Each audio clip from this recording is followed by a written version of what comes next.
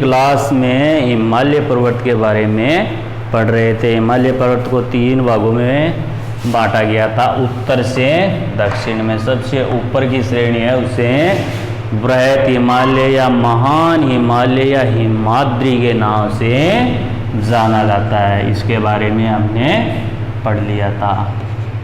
इसे कौन सी बृहत महान हिमालय या इसे हिमाद्री के नाम से जाना जाता है। इसी प्रदेश से गंगा यमुना नदी है वो निकलती है। 2400 किलोमीटर में ये फैला हुआ है। बृहत हिमालय ये 25 से लेके 50 किलोमीटर इसकी चौड़ाई है और औसतन ऊंचाई है वो 6000 मीटर है। कहीं कहीं पर ही 7000 मीटर के आसपास भी इसकी औसतन ऊंचाई है। इसी श्रेणी में विश्व की सबसे ऊंची चोटी जो आपको बताई थी नेपाल में, जिसका क्या नाम है, माउंट एवरेस्ट, जिसकी ऊंचाई 8848 मीटर बताई थी। माउंट एवरेस्ट पर चढ़ने वाला प्रथम व्यक्ति जो 1953 में चढ़ा था उसका नाम था एडमंड हिलेरी जो न्यूजीलैंड का था, और तेंजिंग नोर्गे जो तिब्बत का था। इसने सबसे पहले माउंट एवरेस्ट को फतह किया था। फिर 1965 में भारत का एक व्यक्ति था जिसका नाम क्या था, अवतार सिंह चीमा, उसने एवरेस्ट को फतह किया। 1984 में प्रथम भारतीय महिला जिसका नाम बछेंद्री पाल था उसने एवरेस्ट को फतह किया। यहाँ तक हमने पढ़ लिया था। अब आज हम आगे देखते हैं बृहत हिमालय में स्थित दर्रे, यानी ये पर्वत श्रेणी है तो यहाँ से निकलने के लिए कहीं कहीं पर दर्रे भी विद्यमान है। तो कौन कौन से दर्रे हैं? बहुत सारे दर्रे हैं। बुर्जिल्ला दर्रा, बुर्जिल्ला,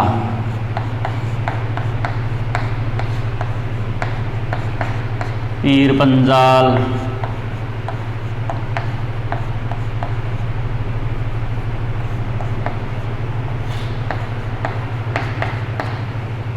जोजिला,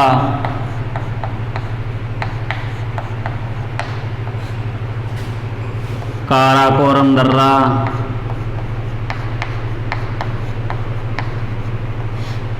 खेबर दर्रा,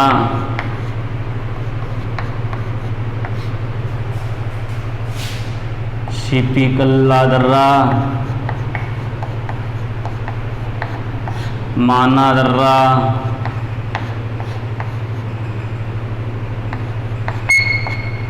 बड़ा लात्सा दर्रा,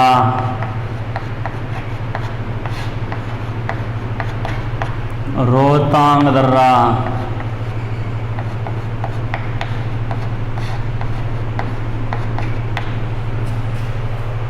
बोमडिल्ला दर्रा,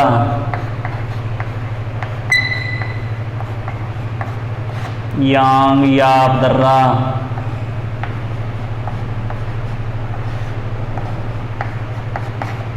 ये दर्रे इसमें विद्यमान है। तो बुर्जिल्ला दर्रा है, यह आपका जम्मू कश्मीर में है। पीर पंजाल दर्रा है, यह भी जम्मू कश्मीर में है। जोजिला दर्रा है, यह भी जम्मू कश्मीर में है। काराकोरम दर्रा है, यह भी जम्मू कश्मीर में। और खेबर दर्रा है, यह भी जम्मू कश्मीर में है। हम पढ़ते हैं ना कि मुगल आक्रमणकारी बाबर आया था भारत में, तो बाबर इसी दर्रे से होकर आया था। कौन से दर्रे से होकर आया था? खेबर दर्रे से होकर। फिर शिपिकल्ला दर्रा है, यह आपका हिमाचल प्रदेश में। बड़ा लात्सा दर्रा, ये भी हिमाचल प्रदेश में। रोहतांग दर्रा, ये भी हिमाचल प्रदेश में। माना दर्रा है, ये उत्तराखंड में।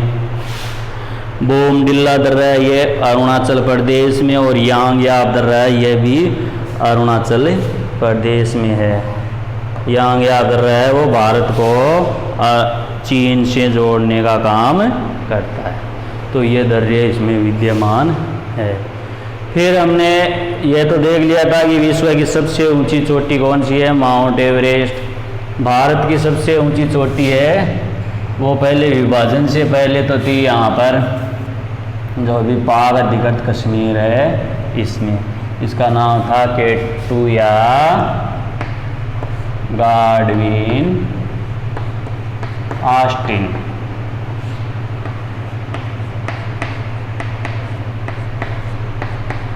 जिसकी ऊंचाई थी 8611 मीटर। अब है भारत की सबसे ऊंची चोटी, वो सिक्किम में है। उस चोटी का नाम है आपका कंचनजंगा। कंचनजंगा जिसकी ऊंचाई है 8598 मीटर। ठीक है, तो भारत की सबसे ऊंची चोटी वर्तमान में कौन सी है? कंचनजंगा, जो सिक्किम राज्य में स्थित है, जिसकी ऊंचाई है 8598। और आज़ादी से पहले थी केटू या गाडविन ऑस्टिन, जो वर्तमान में पीओके पाक अधिकृत कश्मीर में है, जिसकी ऊंचाई है वो 8611 मीटर है। तो यहाँ तक हमने पढ़ लिया। अब आगे दूसरी श्रेणी, तो दूसरी श्रेणी कौन सी है? उत्तर वाली श्रेणी तो वृहद या महान हिमालय या हिमाद्री के नाम से जानी जाती है, जबकि ये दूसरी श्रेणी है, इसे किस नाम से जानते हैं हम? बोलो। लघु हिमालय। लघु हिमालय या इसे हिमाचल हिमालय के नाम से भी जानते हैं। हिमाचल हिमालय या इसे मध्य हिमालय भी कहते हैं।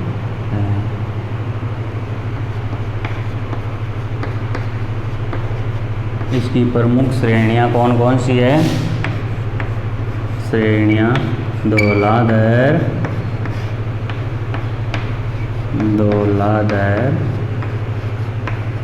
व पीर पंजाल,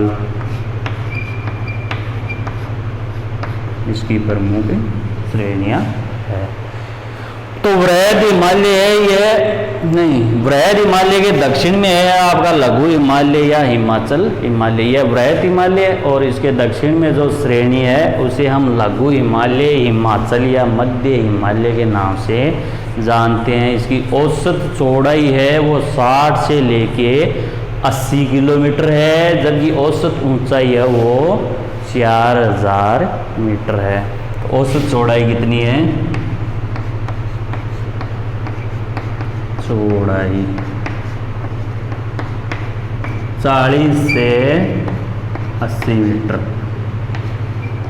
80 किलोमीटर, जबकि औसत ऊंचाई है इसकी वो है 4000 मीटर। इसका दर्रा है वो कौन सा है? प्रमुख रूप से बन्नीहाल दर्रा, बन्नीहाल, जो आपके जम्मू कश्मीर राज्य में स्थित है। ये बन्नीहाल दर्रा है, ये जम्मू को पंजाब से जोड़ने का काम करता है। शीत ऋतु में लघु हिमालय पर 2-3 महीने बर्फ जमी रहती है, और ग्रीष्म ऋतु है वो सुहावनी व स्वास्थ्यवर्धक होती है। इसमें अनेक पर्यटन स्थल है, जैसे शिमला, मंसूरी, नैनीताल, दार्जिलिंग, रानीखेत आदि। और इस श्रेणी के ऊंच ढालों पर कोणधारी वन तथा निम्न ढालों पर घास के क्षेत्र पाए जाते हैं, जिन्हें कश्मीर में मर्ग के नाम से जानते हैं, जैसे गुलमर्ग और सोनमर्ग। तो यह हो गया आपका लघु हिमालय या मध्य हिमालय या हिमाचल। ठीक है। अब तीसरा है उप हिमालय या शिवालिक। कौन सा है? उप, जो मध्य हिमालय के दक्षिण में है। उप हिमालय या शिवालिक के नाम से भी जानते हैं, जो मध्य हिमालय के दक्षिण में स्थित है। यह हिमालय की तीनों श्रेणियों में सबसे नवीनतम श्रेणी है। कौन सी? शिवालिक श्रेणी, सबसे नवीनतम श्रेणी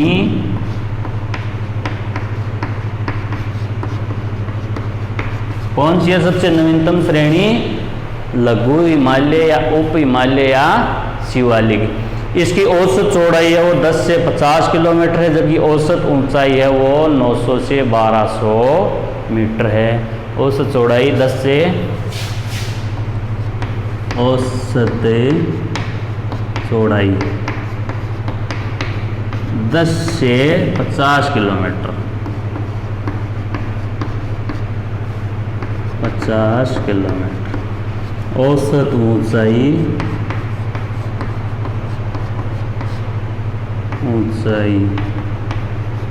900 से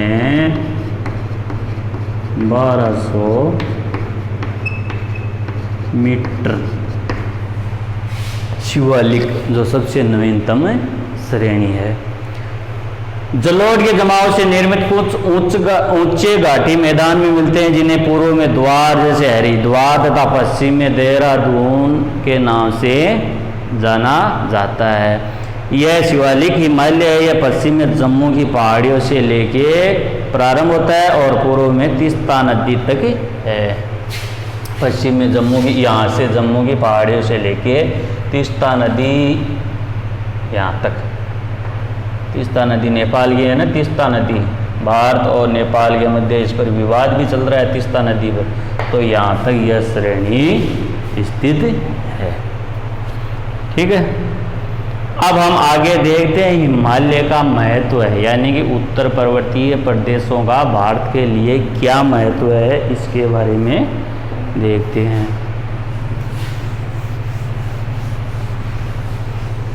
तो क्या महत्व है हिमालय का? एक तो सामरिक दृष्टि से महत्वपूर्ण है, यानी कि उत्तर और उत्तर पूर्वी सीमा है इसकी रक्षा करता है। सामरिक दृष्टि से महत्वपूर्ण है। सामरिक दृष्टि से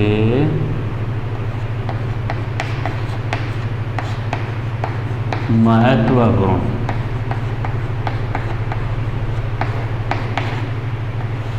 ठीक है, और क्या महत्व है? हिमालय पर्वत है, यह मानसूनी हवाओं को रोककर भारत में अच्छी वर्षा कराने में सहायक है।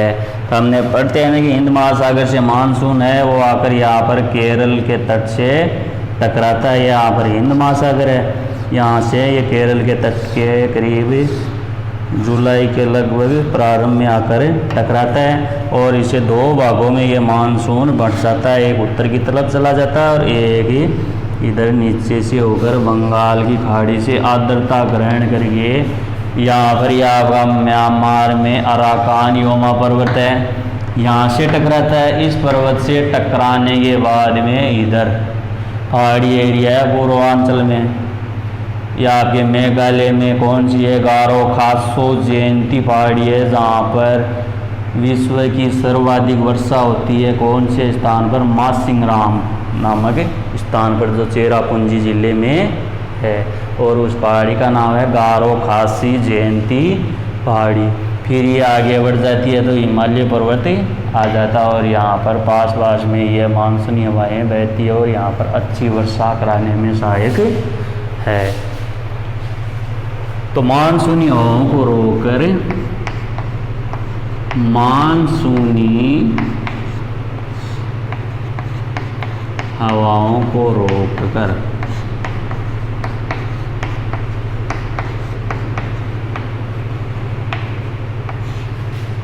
वर्षा कराने में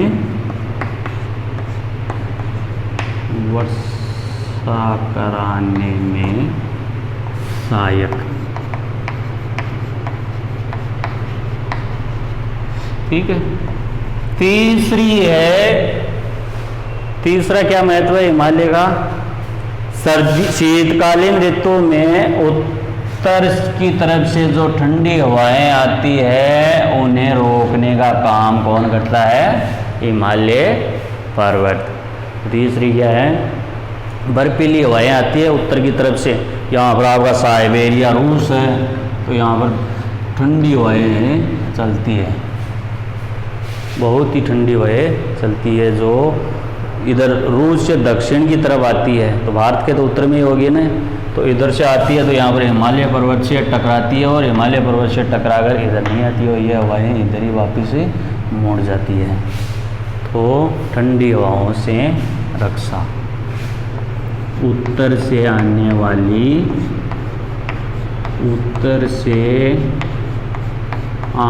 वाली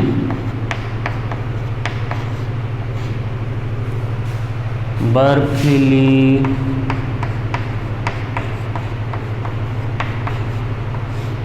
हवाओं से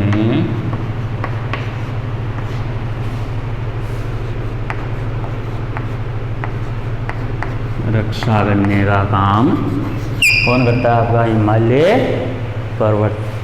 और इसी हिमालय पर्वत से सदावाहिनी नदियां हैं वो निकलती है, जैसे सिंधु, गंगा, यमुना, ब्रह्मपुत्र आदि नदियां। सिंधु और उसकी सहायक नदी जैसे व्यास, झेलम, सतलज, रावी, चिनाब, ये सिंधु नदी है। पहले तो बात की थी, लेकिन विभाजन के बाद में अधिकांश भाग है इसका वो पाकिस्तान में चला गया और इसकी जो सहायक नदियां हैं वो अपने पंजाब से होकर बहती है। इसी कारण 5 नदियां आई हैं। कौन कौन सी? व्यास,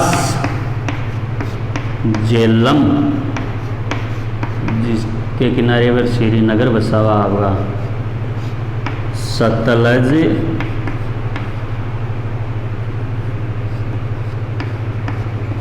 रावी और चिनाब। ये सिंधु की सहायक नदियाँ हैं जो पंजाब से होकर बहती है। इसी कारण पंजाब का नाम पंजाब है, क्योंकि पंजाब में ये 5 नदियाँ बहती है। कौन कौन सी? व्यास, झेलम, सतलज, रावी और चिनाब। ठीक है। और अनेक रमणीय पर्यटक स्थल है वो भी हिमालय पर्वत में स्थित है, जिसके कारण पर्यटक है वो इन्हें देखने के लिए आते हैं और भारत की आर्थिक दृष्टि से फायदा पहुंचाते हैं। अनेक रमणीय पर्यटक स्थल स्थित है।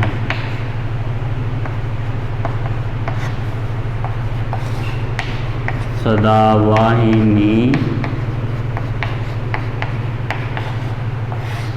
नदियों का उद्गम,